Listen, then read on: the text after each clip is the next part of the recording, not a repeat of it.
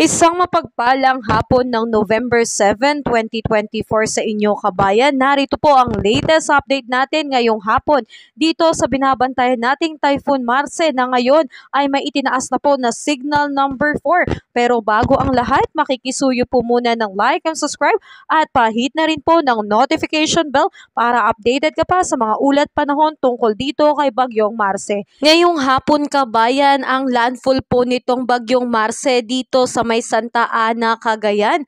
Malapit na pong maging super typhoon dahil po sa sobrang lakas din po nito. Kaya ito po ay sobrang mapanganib lalo na po sa mga kapatid natin na nakatira dyan sa may Santa Ana, Cagayan. Kaya isama natin sila sa ating panalangin. Samantalang itong Bagyong Marce, ang mata nito ay huling namataan sa layo po ng coastal water ng Santa Ana, Cagayan na may maximum sustained wind na po na abot ng 175 kilometers per hour. Malapit po yan sa sentro at ito po ay may bugso na abot din po ng 240 kilometers per hour.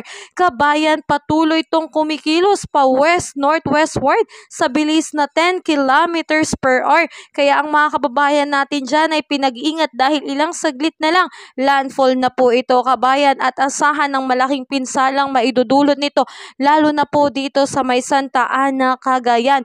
Buong hapon hanggang gabi kabayan sila po ay hahagupitin nitong Bagyong Marce habang ito po ay unti-unting lumalayo muli o kumikilos palabas po ng Philippine Area of Responsibility sa mga susunod pang mga oras yan o araw kabayan. Kaya naman kabayan, sa mabagal na pagkilos nito, siya namang inilalakas nito lalo. Kaya pinag-iingat po talaga natin ang ating mga kababayan dyan at isama po lagi natin sila sa ating panalangin. Dahil asahan natin kabayan, mamayang 11 PM, ito po ay nasa vicinity na po ng Calanasan, Apayao na merong maximum sustained wind na abot na po ng 165 kilometers per hour. Typhoon category pa rin kabayan at kumikilos na po pa westward sa bilis na 15 kilometers per hour.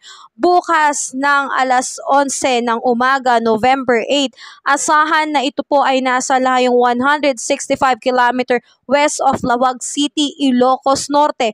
Medyo humina sa 150 kilometers per hour. Nasa typhoon category, kumikilos pa westward sa bilis na 20 kilometers per hour.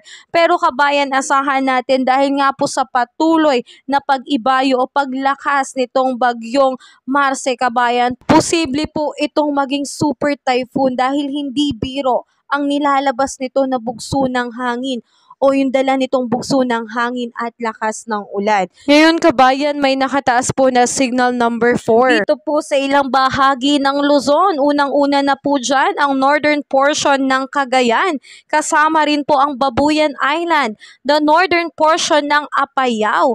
At ganon din kabayan dito po sa may northern portion ng Ilocos Norte. Narito po ang mga espesipikong lugar na apektado. Makikita nyo po sa screen kabayan.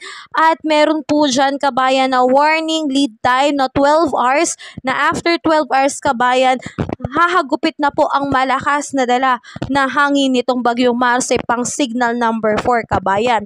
Samantalang signal number 3 naman po dito po sa may Batanes, ilang bahagi ng Cagayan, the rest of Apayao, the rest of Ilocos Norte, the northern portion ng Abra, ganon din dito sa may northern portion ng Ilocos Sur. Kaya pinag-iingat natin ang ating mga kababayan kung kinakailangang lumikas ay gawin na rin po natin. Signal number 2 naman po dito sa northern and central portion ng Isabela. Kasama rin dyan kabayan signal number 1 ang ilang bahagi ng Abra, Kalinga, Mountain Province, the northern portion ng Ifugao at ganon din dito sa northern portion ng Benguet, ilang bahagi ng Ilocos Sur, the northern portion ng La Union kabayan, signal number 2 po yan ngayon. Ang warning lead time natin ay 24 hours kaya tayo po ay maghanda. Samantalang nakataas naman po sa signal number 1 ang ilang bahagi po ng La Union, Pangasinan, ilang bahagi ng Ifugao, natitirang bahagi ng Benguet at natitirang bahagi ng Isabela, Quirino, Nueva Vizcaya, northern and central portion ng Aurora at northern portion ng Nueva Ecija and northern portion ng Zambales. Signal number 1 po yan ngayong araw na ito, kabayan. At patuloy nating asahan, kabayan, na ito nga pong bagyong Marce ay patuloy pa pong lalakas at posibleng maitaas sa signal number 4 pa yung mga lugar na nasa signal number 3. Yung signal number 2 ngayon, posibleng maging signal number 3. At yung signal number 1 ay posibleng maging signal number 2 mamaya lamang, kabayan, dahil sa patuloy na paglakas. Ngayon, asahan natin ang malakas na bugso ng hangin dito pa rin sa may Zambales, Bataan and Polillo Island. By tomorrow, malakas pa rin po ang bugso ng hangin sa may Batanes, Cagayan, including Babuyan Island, Isabela at Ilocos Region.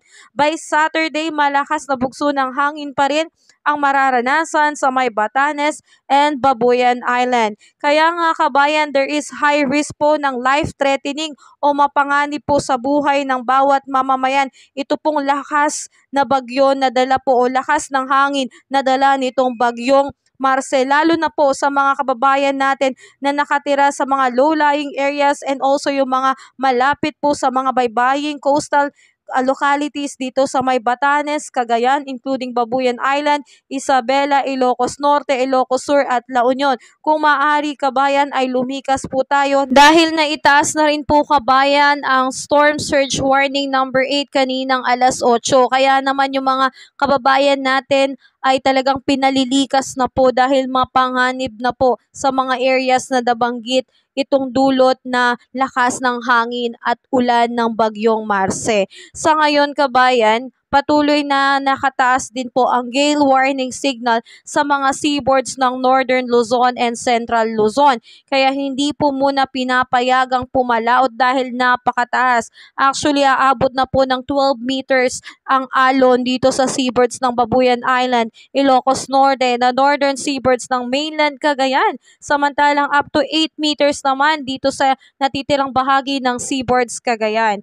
At up to 7 meters naman dito sa seaboards ng Batanes, Northern Ilocos Sur, at up to 6 meters naman, kabayan, dito sa natitirang bahagi ng Ilocos Sur and seaboards ng Isabela. So mapanganib po sa anumang malalaki o maliliit na vessels o mga sasakyang pandagat ang mga areas o mga seaboards na nabanggit, kaya hindi po muna pinapayagan na pumalaot ang ating mga kapatid na mangingisda o mandaragat dyan sa mga lugar na yan dahil napaka mapanganib po, kabayan. Ine-expect, kabayan, na ito nga pong bagyong Marce ay talagang maglalandfall sa Santa Ana, Cagayan ngayong hapon din po, kaya pinag-iingat ang lahat, pinag-i-evacuate na po ang mga kapatid natin na dyan nakatira para sa kanilang kaligtasan. Sa mga kababayan natin na hindi apektado nitong bagyong Marce, kabayan, sama-sama natin ipanalangin ang ating mga kapatid na nakatira sa Northern and Extreme Northern Luzon na sila po ay maging ligtas dahil ang lakas po nitong bagyong Marce na tatama o nasa area po nila, kabayan. At patuloy pa po kitang i-update sa latest news tungkol dito sa bagyong Marce, kaya makikisuyo ng like and subscribe at pahita rin po ng notification bell. Salamat, ingat, kabayan.